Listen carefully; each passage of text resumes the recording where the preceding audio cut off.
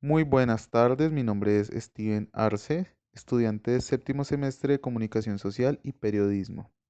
Me corresponde hablar sobre los sucesos históricos que para mí son los más importantes y relevantes en cuanto a la historia de Latinoamérica en el siglo XX y parte de lo que va del siglo XXI. Debo empezar por la Revolución Mexicana. Se caracterizó porque previo a 1910 el señor Porfirio Díaz había sido el presidente, duró 7 mandatos, aproximadamente 30 años en el poder. Y solamente él y entre comillas su grupo de amigos podían ejercer el poder y tomar decisiones. Así que, años después, varios personajes empezaron a querer llegar al poder y mejorar la situación de pobreza extrema que se vivía en México. Así que aparece el señor Francisco y Madero, entre otros personajes, y ellos pues forman un partido político en contra del señor dictador. Y son víctimas de ciertas injusticias por parte de este señor de nuevo, entre las que se encuentran que el señor y Madero estuvo preso justamente el día de las elecciones y que él era candidato presidencial. Así que de nuevo tomaría el poder el señor Porfirio. Bueno, Francisco tuvo que escaparse, se tuvo que ir del país, se fue para Estados Unidos y allá pues idearon el plan de San Luis en el cual establecen que deben tomar las armas en contra de ese mandato.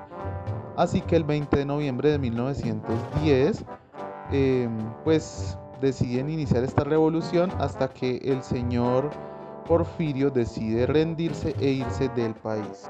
Ahora vamos a hablar de la problemática en Venezuela en el siglo XX, que es un problema que se ha extendido hasta el siglo XXI. Para 1908, Venezuela tenía una deuda económica con las grandes potencias.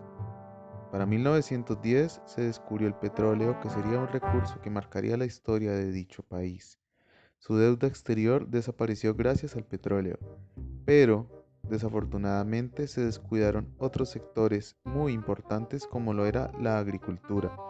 Desde allí todo se empezó a importar desde el extranjero. El precio del petróleo subía y subía a comienzos de los años de la década de los 70. A finales de dicha década, el presidente actual, que era Carlos Andrés Pérez, nacionalizó la industria del hierro y el petróleo, pero por desgracia, finalizando la década, el precio volvió a caer y Venezuela se debió endeudar con otros países para poder subsistir. La deuda crecía y crecía poco a poco.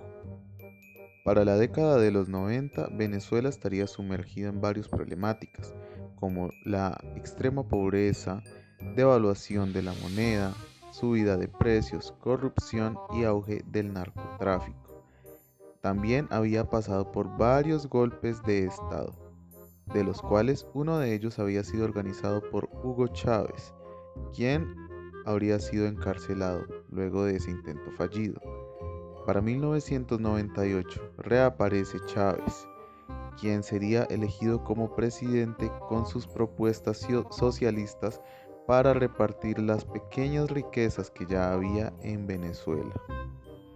Para el año 2002, Hugo Chávez sería reelegido como presidente de Venezuela, gracias a que con sus programas se había ganado a las clases más populares del país. Pues bien, con lo que ya he mencionado con respecto a la historia del siglo XX en Venezuela, podemos sacar una conclusión con respecto a la crisis actual que está viviendo dicho país. Y es que la gran problemática se debe a que no desarrolló más industria, solamente la del petróleo, la problemática del narcotráfico y corrupción en la década de los 90, el mandato de Hugo Chávez y las dictaduras que tuvo a lo largo de su historia el país. Eso fue todo, muchas gracias. Recuerden, quien les habló fue Steven Arce. Hasta pronto.